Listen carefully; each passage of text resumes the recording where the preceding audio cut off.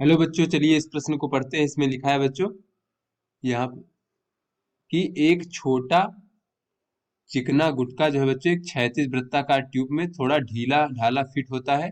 तो यह एक समान चाल से ट्यूब की लंबाई के अनुदिश चल रहा है। तो ट्यूब की कौन सी सतह, भीतरी सतह या फिर बाहरी सतह, गुटके पर अभिलंब बल लगाएगी, ये हमें बताना है। तो चलिए बच्चों इस प्रश्न की मूल अवधारणा को हम देख लेते हैं बच्चों। तो बच्चों इस प्रश्न की मूल अवधारणा में हम देख लेते हैं कि कोई वस्तु अगर वृत्ताकार पथ पर बच्चों इस प्रकार से अगर गति कर रहा है बच्चों, तो उस पर एक अभिकेंद्र बल लगता है बच्चों।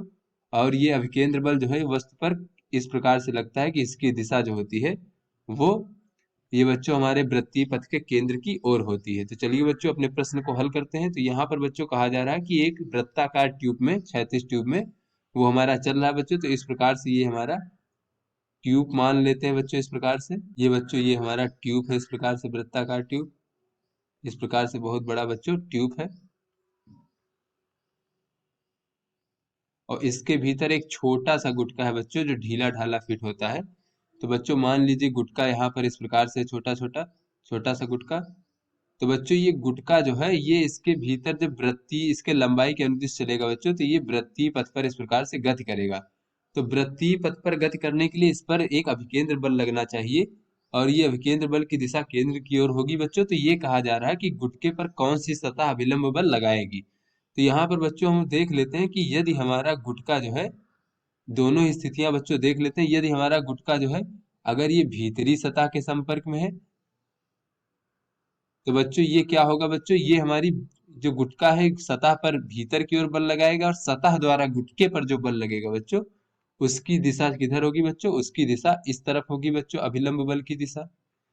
और बच्चों एक दूसरी स्थिति देख लेते हैं कि जब मान लीजिए गुटका जो है हमारा ये बाहरी सतह पर बच्चों संपर्क में है, इस प्रकार से गति करते हुए वृत्ताकार पथ पर गति करते हुए गुटका जब ये बाहरी सतह पर है बच्चों, तो बाहरी सतह जो है क्या बच्चों, ये इस पर संपर्क बल के कारण बच्चों ये अभिलंब बल इधर बाहर की ओर इस प्रकार से लगाएगा बच्चों, इस प्रकार से अभिलंब बल लगाएगा। तो यहाँ पे बच्चों हम देख रहे हैं कि जब ये बाहरी सतह जो है गुटके पर अभिलंब बल लगाती है बच्चों, तो ये इसकी दिशा केंद्र की ओर होती है। इसी वजह से बच्चों इसको जो है अभिकेंद्र बल मिल रहा होगा, तभी जो है ये वृत्तीय पथ पर गति कर रहा है। अतः बच्चों ये गुटका जो है ये हमारा बाहरी सतह के संपर्क में है। तो बच्चों यहाँ पर ये गुटका हमारी बाहरी सतह के संपर्क में रहते हुए वृत्तीय पथ पर गति कर रहा है, तभी जो है इसको अभिकेंद्र बल मिल पा रहा है।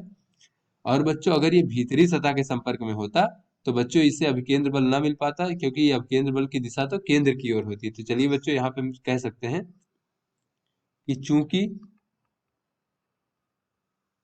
वृत्तीय पथ पर गति करते वस्तु पर या गति करते गुटके को अभिकेंद्र बल की आवश्यकता होगी,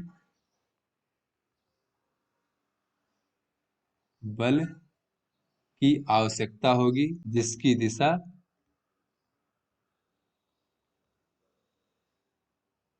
दिशा जो है बच्चों केंद्र की ओर होगी, केंद्र की ओर होगी।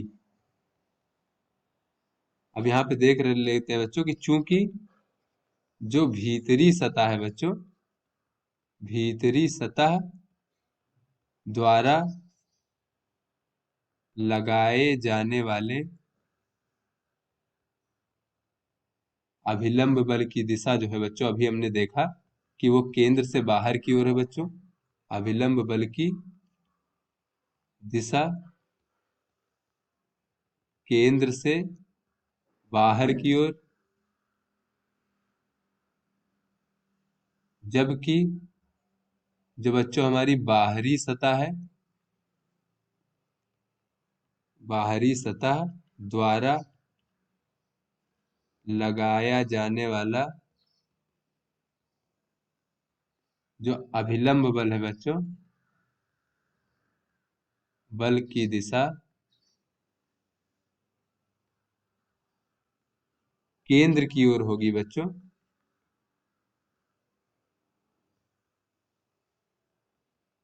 और बच्चों ये हमें जो है अभिकेंद्र बल की आवश्यकता होगी जिसकी दिशा केंद्र की ओर होती है। तो बच्चों ये बाहरी सतह द्वारा लगाए जाने वाले अभिलंब बल की दिशा केंद्र की ओर होगी। अतः बच्चों यहां से हम कह सकते हैं अतः गुटके पर अभिलंब बल बाहरी सतह द्वारा लगाया जा रहा है।